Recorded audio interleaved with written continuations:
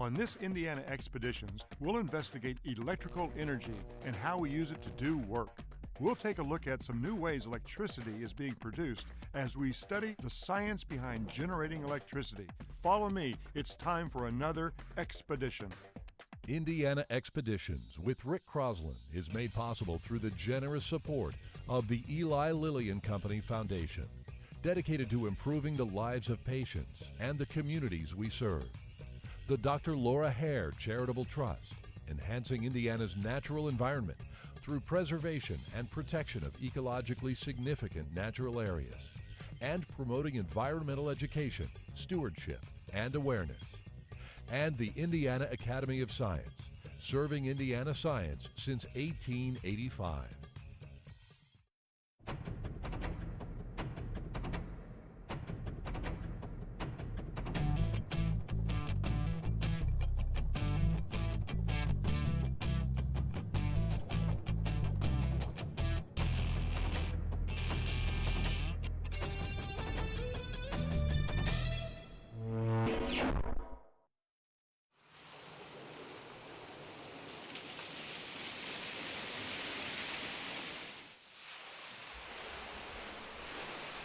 Energy is the ability to do work. One of the earliest forms of energy was moving water, like you see right here. Gravity is pulling this water down, and that turns stored energy into kinetic energy.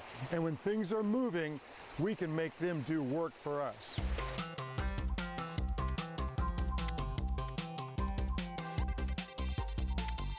Mankind has found ways to harness energy to do work since the dawn of time. Some of our earliest work actually involved a harness and a horse. Today, we still measure power as horsepower.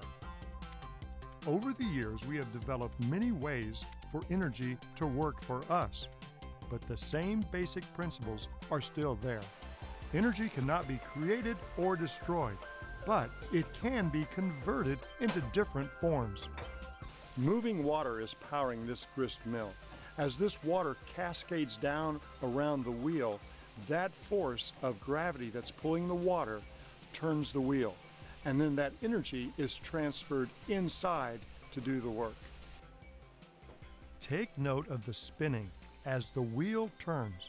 A mechanical system using gears transfers this energy to a machine that people can use. This is a grist mill, otherwise known as a corn mill. It takes whole kernel corn and turns it into cornmeal. The hopper holds our whole corn. It comes down into the shoe, and these little metal inserts bump this arm, and every bump feeds a little more corn. This process provides a way for the work to be done by river power instead of grinding the corn by human hand power.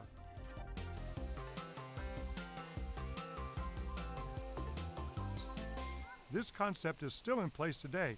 We've just gotten better at it. In the 1800s, this was the best energy technology available. The only drawback was that people had to come here to get their work done. We can't all live next to a river, or we may not always want to travel to one. So early scientists and engineers worked on ways to bring the energy to do work into our homes. At your house, you can find electrical outlets that supply energy to your family to do work. But how does it get there? Nowadays, if you look up, you're bound to see electric power lines. These lines are delivering electricity from its source to our homes and businesses. Electricity is one of the most common ways that we get work done. And at times, it can be quite a shock. Electricity is available almost anywhere these days, and it's all thanks to something called the grid. The grid is an ever-changing network of electricity. If you think of the grid as a road system, some power lines are the interstate and others are the back roads. The big lines are called transmission lines, and they can carry up to 750,000 volts. But no matter what kind of power line it is, you can guarantee it's delivering big power. To understand what's going on up there, I need to talk to the people over here.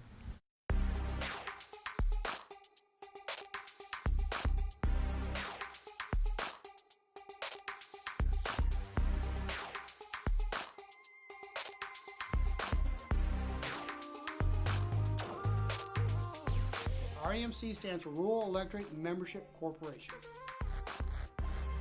Basically distribute to the rural areas. And when you have an outage, that's who you call is us. Jay County REMC, this is Missy. We'll get a crew sent that way, and hopefully it won't be too long for you. At many places along the electrical path, transmission lines are tapped into. Electrical energy is sent into the areas that need electricity. This is done using a lot of different equipment. When you think of the electrical grid, you think of this organized and nice squared up system, but actually it's anything but that. The distribution and the power transmission across this country grew as people moved and needed the electricity. So what you actually get is this organic looking network showing where people are and the electricity they need. One key component of the electrical grid are substations like this one right here. The highest voltage transmission lines are fed into these substations. This is a substation that takes this high-powered voltage and brings it in here to be stepped down into multiple lower voltage systems that we can use. Inside the substation is something called a transformer. Once you notice a transformer, you're going to see them everywhere. You can see smaller transformers at various points on the power grid. They're the things that look like big soup cans up on the utility pole. Ever wonder what they do? They change the voltage that goes into them from high voltage to the voltage that comes out of the plugs in your wall. Transformers are used all over the grid, but at a substation, a very large transformer is converting transmission level voltage into distribution levels.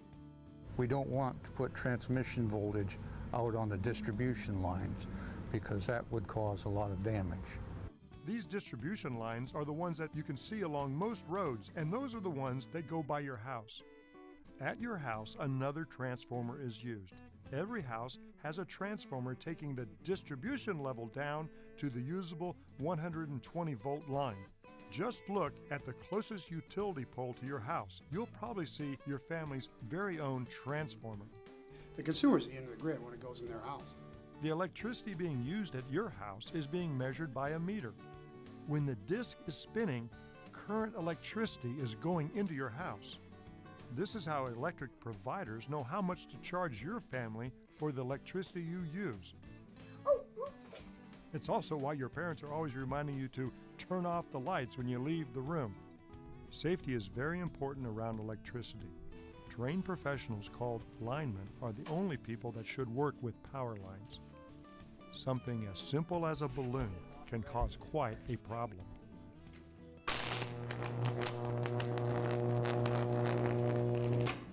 Now that's a party foul. And this hot dog? Well, this simulates what can happen if a person or an animal touches the line. One can't be too safe around electricity. If you ever have a question about a power line, don't hesitate to call the utility that supplies your power. The power lines are overhead, and it takes a bucket truck like this to get to them. When the power is out at your house, these guys load up and head out to find the problem 24 hours a day, 7 days a week. Nothing is exempt from being taken down by nature. The men and women that work on these lines are the ones keeping the grid intact so electricity can be almost everywhere. So now we know how electricity gets to you. But where does electricity come from?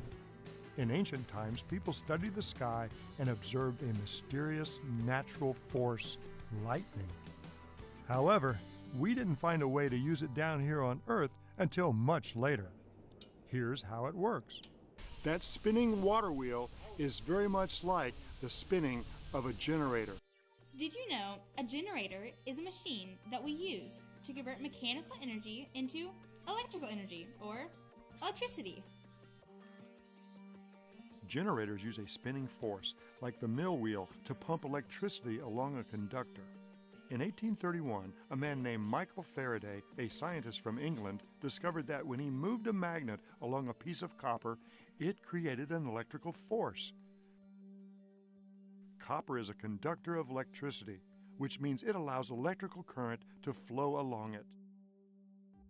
Using this knowledge, Michael Faraday invented a kind of early generator, which we call a Faraday disc. This device uses a circular disc of copper that spins between two poles of a magnet. The magnetic force on the spinning copper conductor creates an electrical current. Today's generators were developed from this idea. They all use a rotating or spinning force, a conductor made of a metal like copper, and a magnetic field. Now, a good scientist should have observed something. From Michael Faraday's work, we know that if we can spin something, we can make electricity. But how do we make something spin? Here's one way that spinning can generate electricity with a dynamo.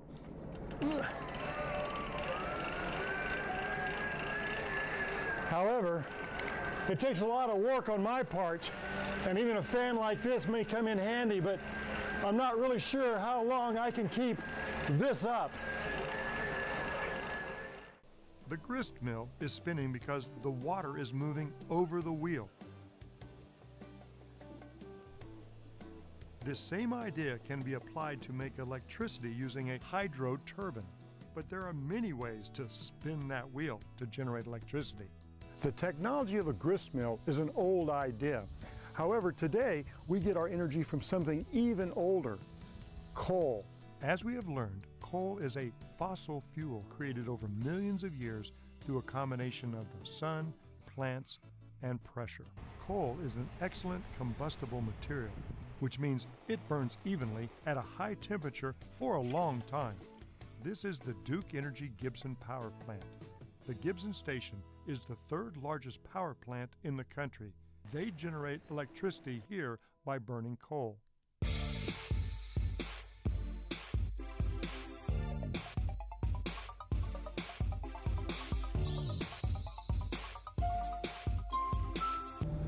Hey, Greg.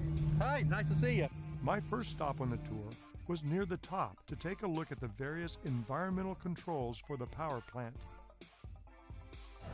So we're not in the power plant right now, but there's this huge structure that's bigger than the plant. What's going on here? Well, back here, from that wall back, is all the pollution control. It actually takes more of the plant site than the production part of the plant does. It's like a catalytic converter for your car, but it's really powerful. Greg explained the many ways power plants are working on lowering emissions. This is an ongoing science that keeps getting better. Behind us is part of our environmental controls. This is the sulfur dioxide scrubber. The building right behind us is called the limestone preparation or reagent preparation building. In that building we take limestone like this, we mix it with cannonballs like this and water, we put it in something like a clothes dryer. This thing just tumbles it and it grinds up this limestone until it's like powder.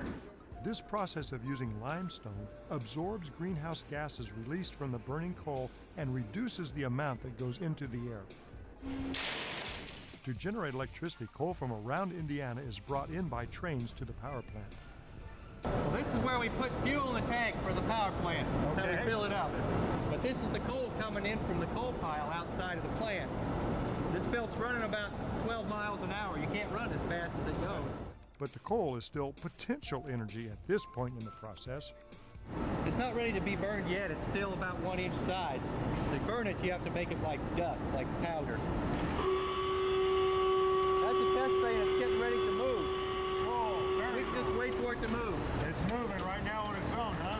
That's right. It's being positioned to the next coal mill. So it just dumped a bunch of coal in one of the coal mills, and now you're moving down to the next one. That's correct. The coal is going down through here. You lift this up, you can kind of see down into it. Wow. You can see the bottom of it. After the coal is thoroughly crushed, it is fed into a large furnace to be burned. This is a robot. There's really nobody up in this room with us. This is run by computer. Jim is controlling the unit through these TV screens right here, these computer screens. And everything he touches on the touch screen goes through the computer and then out into the plant. And we're actually making 635 megawatts right now. Wow. The energy from burning coal heats water taken from the river to make steam. Inside of this furnace is where we're making the steam, right? Absolutely. It's burning about 2,400 degrees in that window there. All around around the outside of that boiler are pipes, just like this. And you kind of see how thick the pipe is. Wow. And so this is where the water is, the steam's coming out of? It's in this part, and the fire's on the outside. Because of the intense heat, the water quickly turns into steam. And just like a tea kettle, we have steam pressure inside these pipes that run all the way to the top of the stack. How many of these are there? There's miles of them. There's probably 10 miles inside that boiler. 10 miles of these. Wow, that's pretty cool. Along the way, steam pressure is vented to a turbine connected to a generator. The steam pressure spins the blades on the turbine, providing the spinning force we need. This is one of the 6 generators at the plant.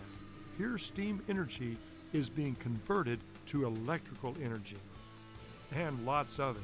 In 1 second, the plant generates enough energy to supply a house for a month. These generators are a much bigger version of this hand-crank generator.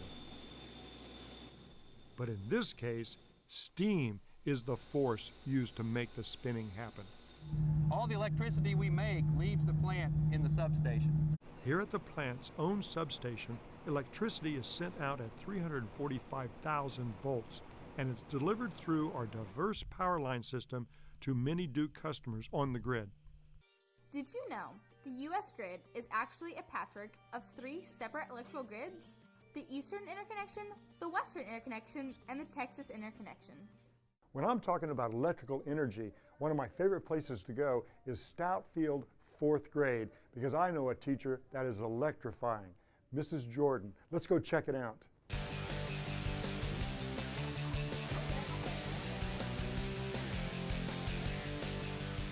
We've been teaching electricity and magnetism, but today we focused on electricity, and we're just creating simple circuits. And you all have done excellent. I love how you're working together and how you're figuring out. They have wires, they have a motor, they have their bulbs, and they have their trays which contain the batteries. And it's so important that they are able to not only read about it, but be able to work with it and find out what works and what does not work. Ms. Jordan, your class is pretty awesome. They're awesome. They are electrifying today. Yes, they're electrifying. They are scientists, Mr. Rick. They are scientists. Every time they get ready for science, it's like faces light up, eyes light up, and they come up with some excellent things that I wouldn't think of. They come up with it. I give them a certain amount, and then they stretch it. Now you're going to have an opportunity to explore. Okay, see what you can do. See what you can make happen. Oh my goodness, what's causing that to do that? That's just with a simple piece of paper? Yep. Yes. You can have different answers to the same question. Science is everyday. Science is life. Science is rich. And science teaches you how to be a thinker and a talker. And not only that, it teaches you how to do things. You ready? Electricity? Coal is the traditional way that we power our homes in Indiana. But in some parts of the state, there's a new technology that's taken an old idea and turning it inside out. I'm in a flat, windy part of Indiana investigating a wind farm. I don't think that's part of the farm, but I know I'm close.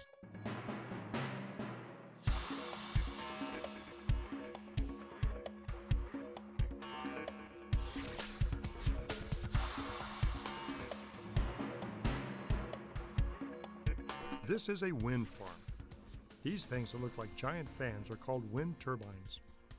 A wind turbine generates electricity. The blades on these turbines are designed to catch the wind and spin.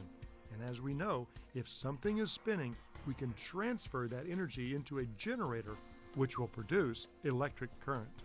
Here in northwestern Indiana, wind turbines are popping up all over, and there are lots more to come. Right now, the wind farm can produce power for about 60,000 homes. One wind turbine doesn't make a wind farm, but hundreds of them do. And in this part of Indiana, we have hundreds of wind turbines generating tremendous amounts of electricity. When this project is finished, Indiana will be home to the largest wind farm east of the Mississippi River and will be capable of adding electricity to the grid at a rate of 400 megawatts, about 15% of what the whole state of Indiana needs. But it's going to take a lot of work to get there because these things are huge. Wow, over 125 feet long, and this is only one blade of 3. It's like a flying football field, it's so big. Everything's big. Even the bolts that hold this thing together. When you see them out, you know, from the highway or whatever, they don't look so big, but actually whenever you get up next to them, you can kind of get some scale and see really how big they are. Probably about a 25, 26-story building. The process starts by finding the right location. We'll start off actually looking at various windy sites basically throughout the U.S. Try to see where there's access to transmission lines. So those are the big overhead lines that make up the power grid for the U.S. There is a lot of science to it, and you know, we work basically with weathermen who are specialists in looking at wind and looking at wind energy. When an area has been selected, construction begins. Roads have to be built to accommodate the trucks hauling in the gigantic wind turbine components. When the access roads are complete, work on the foundation can begin. A framework of iron rebar is secured and covered in cement. There's roughly from 60 to 90,000 pounds of rebar in each foundation. There's roughly 320 to 450 cubic yards of concrete per foundation. This will become the base for a very tall tower. The strongest winds are up high. That's why it takes a big tower like this for a big wind turbine. At the top sits the nacelle. This houses the generator. This is the hub where the 3 blades come together to make the rotor assembly. Right here is where the hub and the rotors are attached that do all the spinning. When a wind turbine is complete, they are inspected and ready to begin their life contributing to the grid.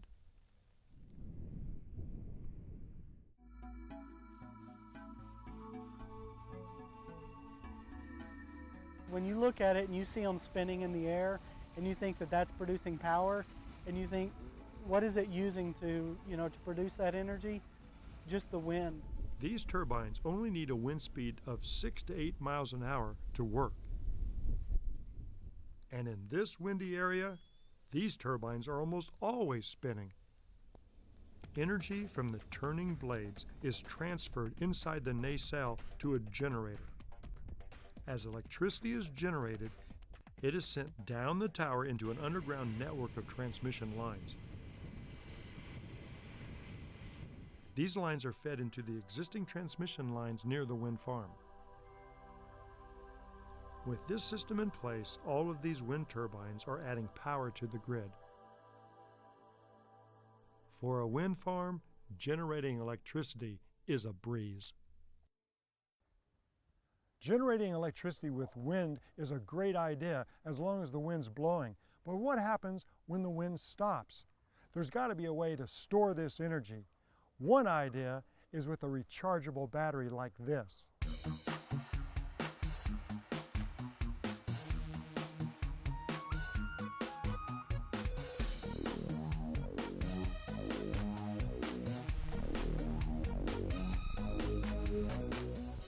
To learn more about the world of storing electricity, I went to visit my friends, John of Bright Automotive and Mike from Duke Energy. This futuristic-looking hybrid van is called the Bright Idea. It's a big storage battery on wheels. An electric vehicle is an example of what we've been investigating, only in reverse. Instead of using a spinning force to generate electricity, here we're using electricity to make a spinning force. In this case, spinning the wheels.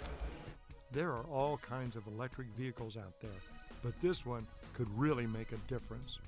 Hybrid typically means you have a combination of internal combustion engine power on an automotive vehicle in combination with an electric motor or electric powered driving device. So you have gas and electricity both driving the vehicle.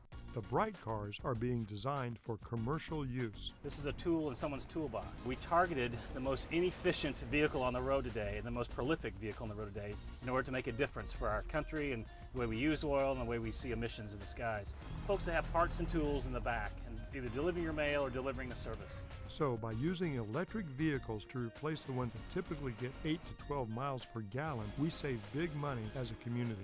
Well, like we said, it was a hybrid vehicle, so to fill it up, you fill it up with gasoline, which is right there. Yeah, that one looks familiar to me. You're normal that, and then you fill it up with electricity. You'd only charge this over a 4 to 6 hour period every night when the grid is off peak.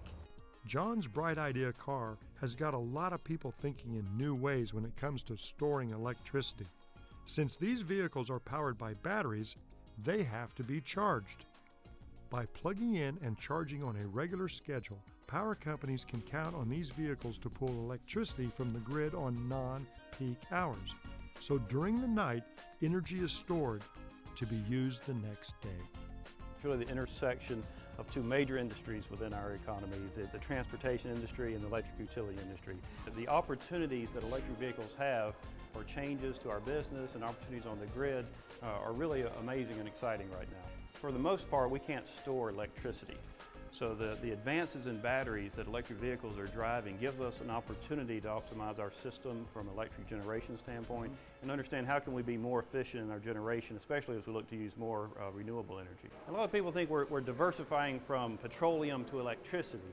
But when we use electricity as a fuel, we're not diversifying to electricity as a fuel, we're diversifying to all the ways that electricity is produced. Electricity is a very efficient way to do things. Part of the electrifying experience of this episode is I get to try out an all-electric motorbike. I'm Rick Crosslin. Join me on the next Indiana Expeditions.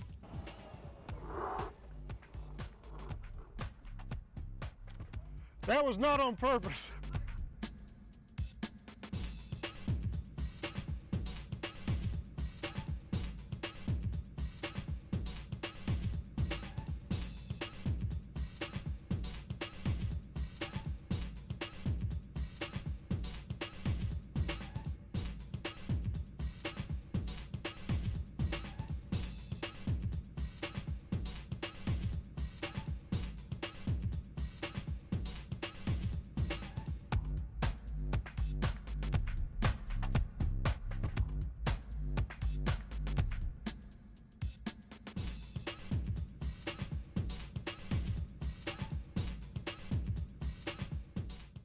For more information, extra content, and lesson plans, go to indianaexpeditions.org. Indiana Expeditions with Rick Crosslin is made possible through the generous support of the Eli Lilly and Company Foundation, dedicated to improving the lives of patients and the communities we serve. The Dr. Laura Hare Charitable Trust, enhancing Indiana's natural environment through preservation and protection of ecologically significant natural areas, and promoting environmental education, stewardship, and awareness. And the Indiana Academy of Science, serving Indiana science since 1885.